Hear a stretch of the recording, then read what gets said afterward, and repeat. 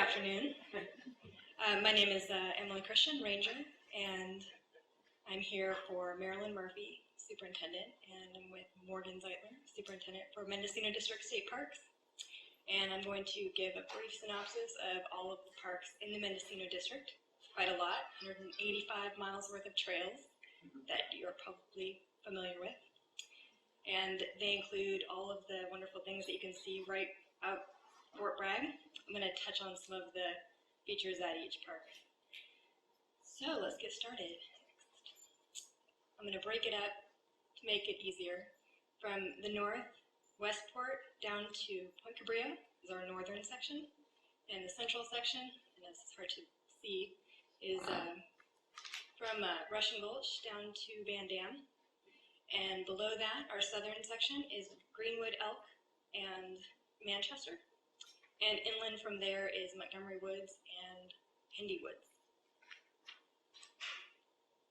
So let's get started. Up at Westport, we have 0.5 miles worth of trails, though they're great access to the coast. So at Westport, there's good fishing opportunities and two campgrounds that the trails give access down to Dehaven Creek, and that beach up there is covered with pink sands, if you've been up there. Good whale watching.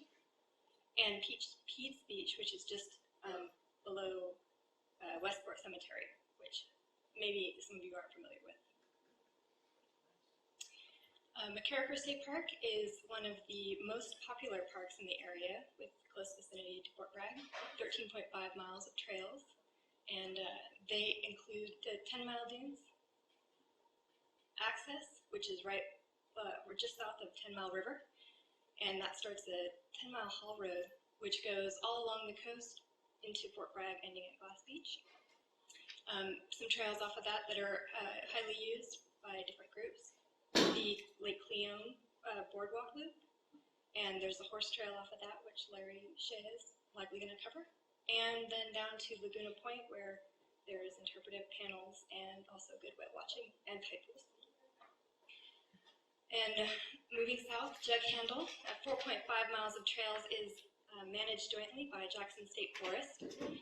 The trail that starts on the parking lot on the west side of the highway at Jug Handle heads up along Jug Handle Creek into Pygmy Forest property, where there's a boardwalk and the Pygmy Forest Natural Monument. Pictures of that. White sand beaches, a creek, and different staircase of the different ecosystems along the coast. Moving south, Casper State Beach is white sand beach, has some historic monuments. The old Casper Mill is located, or was located at this site.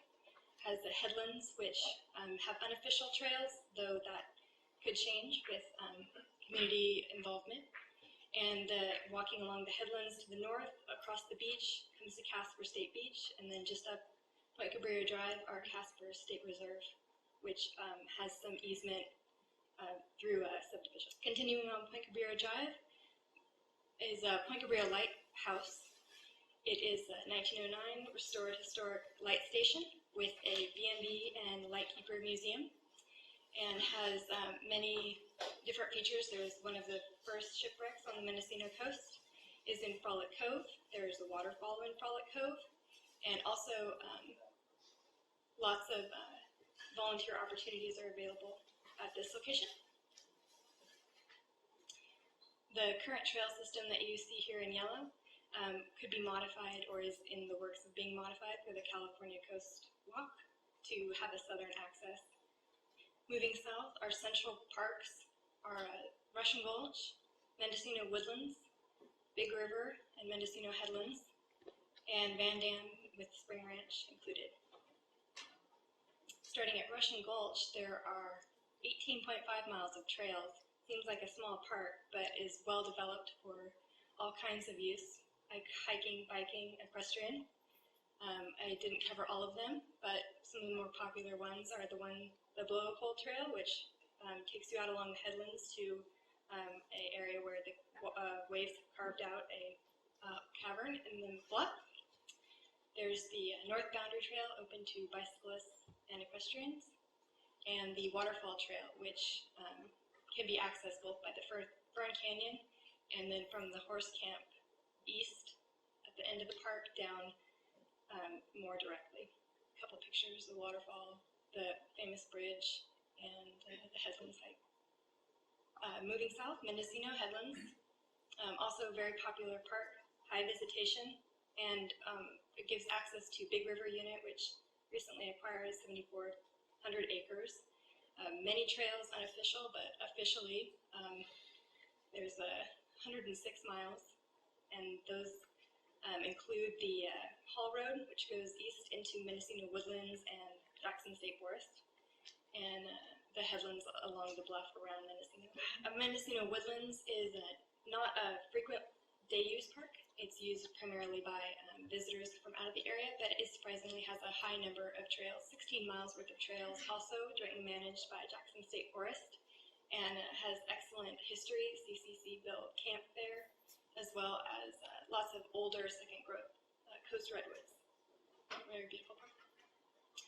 Moving south, Van Dam is 7.8 miles worth of trails, and the primary trail is the Fern Canyon, which is accessible by bicyclists and hikers, with a section on the east edge, the Pygmy Forest self-guided trail, is closed to bicycles. And a couple pictures, popular with divers and kayakers, kayak concession there, as well as Headlands area, Spring Ranch, accessible in Gordon Lane and south at Peterson Headlands. So continuing south from there, there isn't a trail system until you hit Elk, Greenwood, which the town of Elk is on the east side of the highway, and Greenwood State Beach on the west side. 0.5-mile trail, it's fairly steep, goes down to the beach, and there's picnic areas and a creek there, and nice vistas and some carved out sea caves. And south of there, just in the town of Manchester, there's a number of trails that are unofficial, but 4 miles of official trails leading to lagoons, dunes, and a very beautiful beach with a view of Point Arena Light Station. Schooner Gulch, also not commonly visited, but has a very famous bowling ball beach that had a trail that went out from the headlands down to it. Now there's a trail along the right by the highway down to the bays. I haven't hiked this trail, but I hear it's very nice. You have to go at negative tides to see the bowling balls. Inland, Montgomery Woods has Save the Redwoods League involvement and some 3 miles of trails through some of the last remaining stands of old growth redwoods on the Mendocino coast. And another stand in Hendy Woods has 8 miles worth of trails, the most popular being Discovery Trail, and it has some of the largest trees that I've seen in Mendocino all along that hike. There's other trails there through mixed conifer forest and a hermit hut trail, which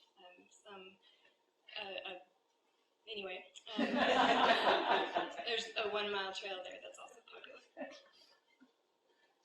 And this is a map, Hendy Woods and the Big River, or the Big Hendy Grove Trail. So, 185 miles worth of trails, hopefully, and 18 park units. Hopefully you guys will have seen most of them, or will have been introduced to one you haven't been to yet. I'd like to turn it over to Superintendent Morgan Zeitler for questions and our trail program. Thank you very much.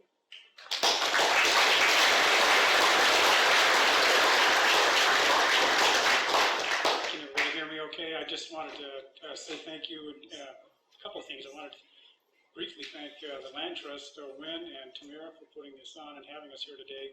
But I understand there was a couple of questions, and I'll do my best to answer them.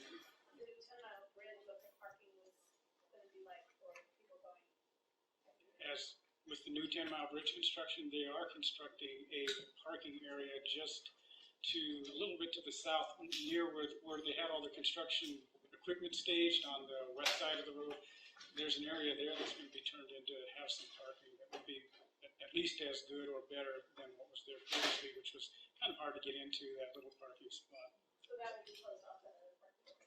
Yeah, well, I think it's kind of defunct at this point. Can you still get in there at all? I don't know if you can even get in there now. It looked like people were. Yeah, Last weekend. were you able to park in the old spot last weekend?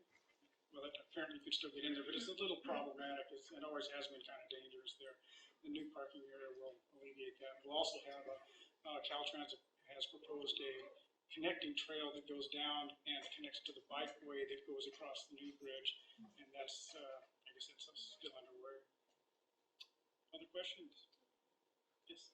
I was just wondering what are your current prospects for keeping all these trails open but maintained? Well, I'm glad you asked that. We're Repeat your starting. question. The question, oh, I'm sorry, to repeat the question, what are we doing to keep the trails we have currently open and well-maintained to sustain them for the future?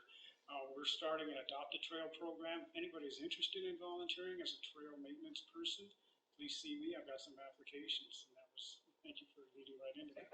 And I think our time has passed, but so thank you very much, and thank you for enjoying state parks. One more question? One short question. The Montgomery Woods, you showed the loop on one side. You have a new acquisition on the other side. We do. How big of a trail is that? There is no trail yet on the other side. We call that the Pruitt acquisition. It's on the north side across the other side of Ore Springs Road from what most people commonly know of the current Montgomery Flat, where the big trees are.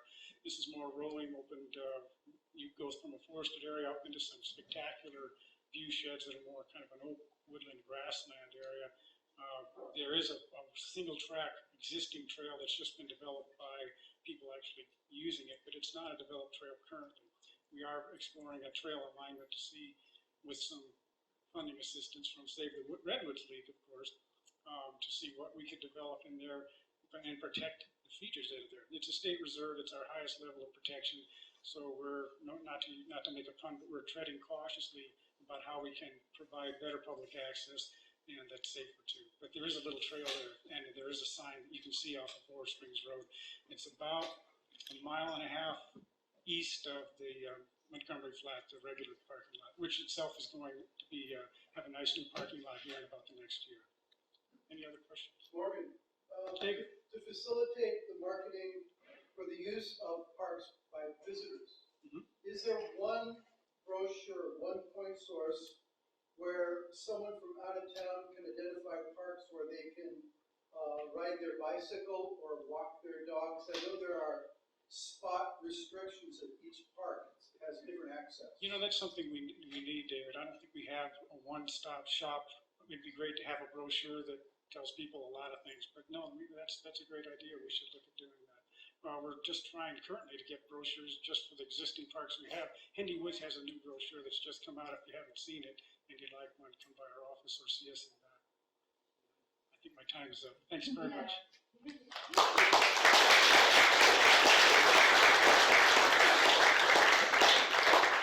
Morgan brings up a really good point about all of us who are doing trail work are losing state and federal money and have been for the past few years. So we're needing to be much more resourceful. And in my mind, that means looking locally at creating new partnerships and being more creative with funding opportunities and looking for new funding opportunities, but also relying more on the people who use those trails and have an incentive to maintain and build new trails. And please go talk to him about the Adopt a Trail program. That's really exciting and a model for a lot of other trail projects and trail managers.